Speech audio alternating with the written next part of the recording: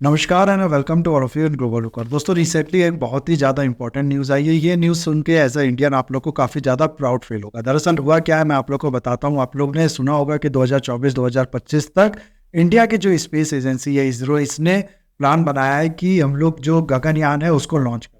गगनयान अगर आप लोगों को नहीं पता तो मैं बता देता हूँ कि इंडिया का जो प्लान है वो ये कि हम लोग अपने जो एस्ट्रोनॉट्स हैं, 3 एस्ट्रोनॉट बेसिकली ऐसा कहा जा रहा है कि ये भेजेंगे स्पेस में। ये वहां पर जाके थोड़ा टाइम स्पेंड करेंगे, कुछ दिनों तक रहेंगे और जो भी ऑब्जर्वेशन, जो भी स्टडीज वगैरह करनी है ये वहां पर जाके करेंगे। अब इसमें मैं आप लोग को एक इंपॉर्टेंट चीज यहाँ पर और ऐड कर दूं कि बीच में ये भी न्यूज आई थी कि इन तीनों एस्ट्रोनॉट्स के अलावा एक ह्यूमन रोबोट व्योमित्रा जिसका नाम रखा गया, ये एक फीमेल रोबोट है, यहाँ पर आप लोग देख सकते हो। इसको भी भेजा जाएगा। ये भी काफी ज्यादा टाइम स्पेंड करेगी वहां पर जाके स्पेस में। आप लोग कह सकते हो बेसिकली जितने भी दिन इनको रहना है उतने दिन जाके। तो ये एडिशनल इन्फॉर्मेशन के लिए मैंने सोचा आप लोग को बता देता हूँ। खैर, ये जो गगनयान है, आई होप इसके बारे में आप लोग को पता चल गया होगा। और हो सकता है यहाँ एक सवाल आपके मन में ये भी आया होगा कि इंडिया के जो एस्ट्रोनॉट है वो पहले भी जा चुके हैं, इसमें नया क्या है। राकेश शर्मा, जिसके नाम हम लोग काफी ज्यादा सुन चुके हैं, वो पहले भी जा चुके हैं स्पेस में। वो पहले एस्ट्रोनॉट थे इंडिया के जो ऑलरेडी स्पेस में जा चुके हैं। तो इसमें नया क्या है, तो यहाँ मैं आप लोग को बता देता हूँ कि ये जो राकेश शर्मा थे या फिर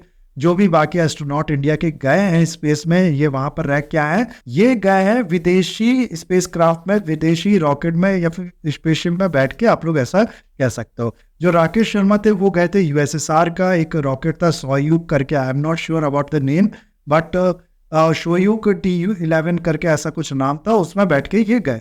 और ये जो इंडिया का गगनयान प्रोग्राम है ना, इसमें प्लान ये है कि हम लोग ये कैपेबिलिटी डेवलप करेंगे कि हम लोग अपने एस्ट्रोनॉट अपने स्पेसक्राफ्ट के साथ भेज सके। तो आई होप आप लोग समझ पा रहे होंगे कि क्यों ये बहुत बड़ा प्रोजेक्ट है गगनयान की। इतनी बातें बहुत ज्यादा आप लोग सुन रहे होंगे। ऐसा बताया जा रहा है कि इसरो का एक बहुत ही एम्बिशियस प्रोग्राम ये है। तो क्यों ये है, आई होप आप लोग समझ पा रहे होंगे।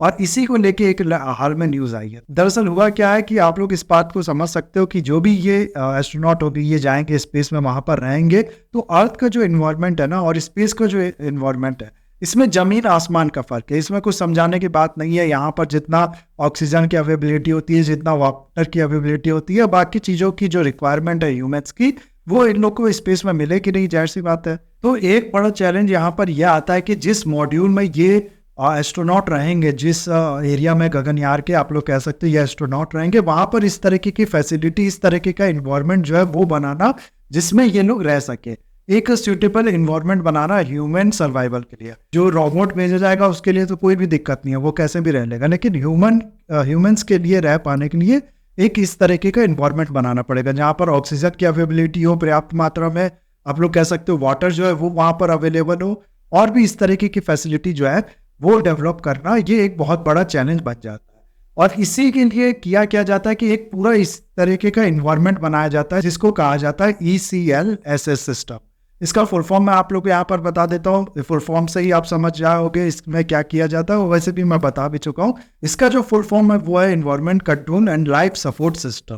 तो नाम से बहुत ज़्यादा क्लियर है इसके। तो इसी सिस्टम को डेवलप करना ये एक बहुत बड़ा चैलेंज होता है। अभी मैं आप लोग को बताऊं कि जो इंटरनेशनल स्पेस स्टेशन है ना, इसका जो ECLSS है, इसकी कुछ खासियत मैं आप लोग को बताऊं तो पहले तो ये ऑक्सीजन जो है वो प्रोवाइड करता है, और जो कार्बन डाइऑक्साइड है उसको बाहर निकालता है उस मॉड्यूल से जहां पर ये लोग रह रहे होते हैं। साथ ही साथ उस कार्बन डाइऑक्साइड से भी ऑक्सीजन बनाता है। इवन कि आप लोग को बता दूं कि टॉयलेट हो गया, सिंक हो गया, इवन कि ये जो नॉट इनका जो यूरिन कलेक्शन होता है, इन सब को रिसाइकिल करके पीने वाला पानी जो है ये बनाता है।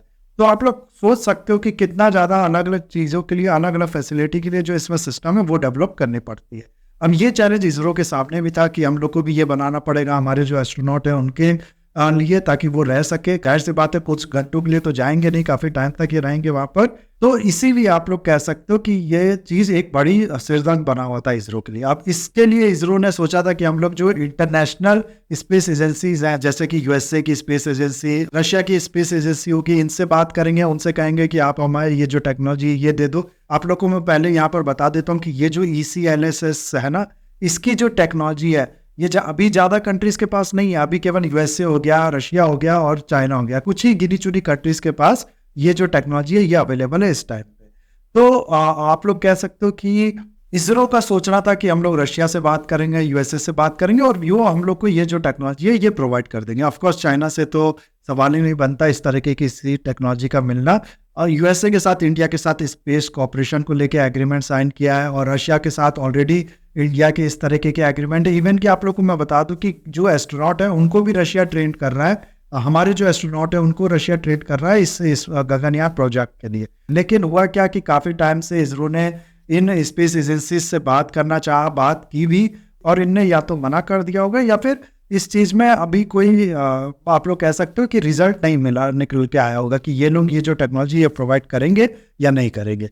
तो इसको लेके एक काफ़ी ज़्यादा चैलेंज बना हुआ। इसी को लेके एक न्यूज़ आई है हाल में। दरअसल हुआ क्या है कि इसरो के जो चेयरमैन है एस सोमनाथ, वो हाल में ही 5th addition of Manohar Parrikar Vindhyan महोत्सव जो है उसे अटेंड करते हैं और उसमें ये बात बताते हैं कि इसरो ने इन कंट्रीज की बात की। पूरा इनका जो स्टेटमेंट है यहाँ पर आप लोग देख सकते हो, इसमें लिखा है कि despite expectation of international collaboration no foreign entity was willing to share the expertise, so ISRO opted to made its own knowledge and capability to develop the system domestically. तो कहने का मतलब ये है कि इन एजेंसीज से, रशिया से, यूएसए से उतनी हेल्प ना मिलने के कारण इसरो ने आप लोग सोचा है कि हम लोग खुद से ये जो टेक्नोलॉजी है ECLSS है इसको डेवलप करेंगे। ये भी एक तरीके से आप लोग कह सकते हो मेड इन इंडिया होगा इस पूरे made in India Gagan project के अंदर।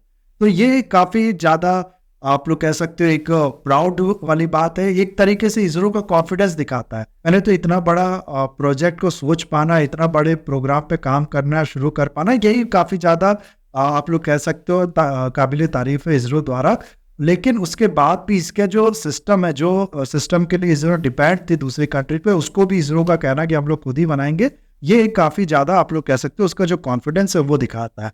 और फॉरेन कंट्रीज का मैं कहूँगा, देखो ये जो किस तरीके का व्यवहार है इसको हम लोग को ज़्यादा सीरियसली नहीं लेना चाहिए, क्योंकि आप लोग को पता होगा कि इंडिया ने साउथ पोल में जब अपना चंद्रयान-3 भेजा था तब भी इस तरीके का काफ़ी क्रिटिसिज्म जो है वो दूसरी कंट्री से इंडिया को मिला था कि इंडिया हमसे एड ले रहा है और फिर इस तरीके के जो मिशन है वो लॉन्च कर रहा है। इस तरीके की बातें काफ़ी ज़्यादा हुई थी। तो ये चीज़ अगर आप लोग देखो एक तरीके से ये सिग्नल भेजता है कि कोई मदद करे या ना करे, हमारी जो कंट्री है, हमारी जो है स्पेस एजेंसी, वो कंटिन्यूसली ग्रो करेगी, एक के बाद एक अचीवमेंट जो है वो अपने नाम करेगी। इससे कोई भी हमें नहीं रोक सकता। तो काफ़ी ज़्यादा प्राउड फील करने वाली है, काफ़ी अच्छा महसूस कराने वाली ये न्यूज़ है जिसको मैंने सोचा आपके साथ शेयर करूं। बाकी इस वीडियो को मैं यहाँ पर करता हूँ, आई वीडियो आपको अच्छा लगा होगा। इसे लाइक, कमेंट, शेयर, सब्सक्राइब जरूर कीजिएगा। That's all, have a nice day, take